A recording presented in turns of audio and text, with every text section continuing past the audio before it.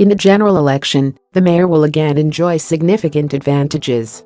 Democrats outnumber Republicans by more than 6-1 among city voters who designated a party affiliation.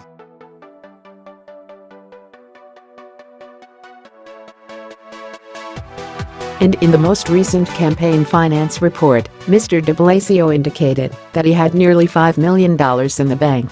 Ms.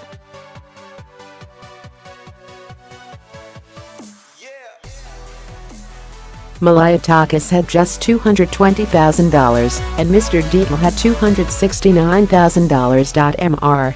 De Blasio has received about $5 million in donations and $2.8 million from the city's generous public financing program for campaigns, which gives candidates a 6-1 match for the first $175 contributed by city residents.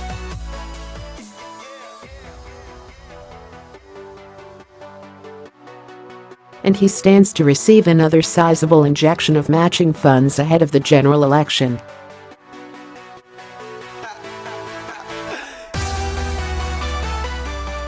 Ms. Malliotakis has not yet reached the fundraising threshold to receive matching funds. Mr.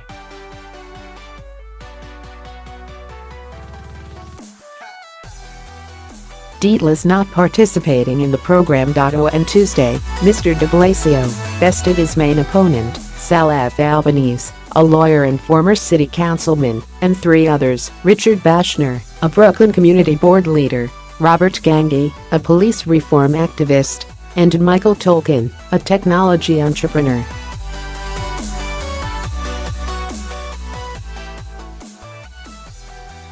In the only other citywide Democratic primary on Tuesday, the public advocate, Letitia James, was a strong favorite to beat David Eisenbach, a Columbia University professor allied with Mr.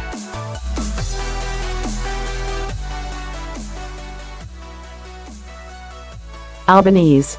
The winner will run in November against the Republican candidate, Juan Carlos Polanco.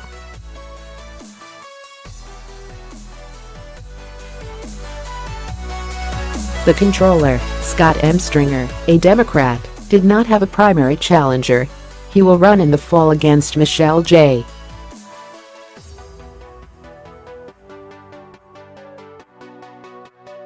Faulkner, a Republican minister. Political analysts played down the significance of what was expected to be low turnout on Tuesday, but warned that the mayor must now try to generate enough interest to avoid low turnout in November, which could suggest a lack of enthusiasm for his leadership and progressive policies.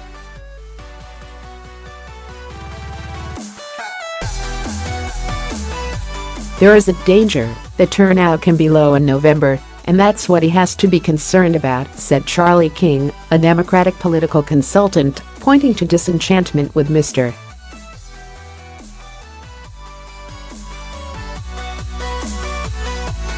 de Blasio among some sections of his liberal base, as well as missteps and distractions that clouded some of the achievements of his first term.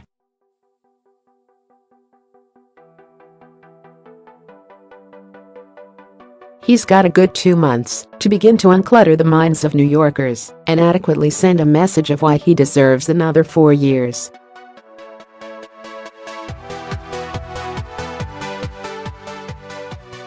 Rick Fromberg, Mr. de Blasio's campaign manager, said the mayor would emphasize his successes, including universal pre-kindergarten, reductions in crime, and 2 years of rent freezes for tenants in rent-regulated housing.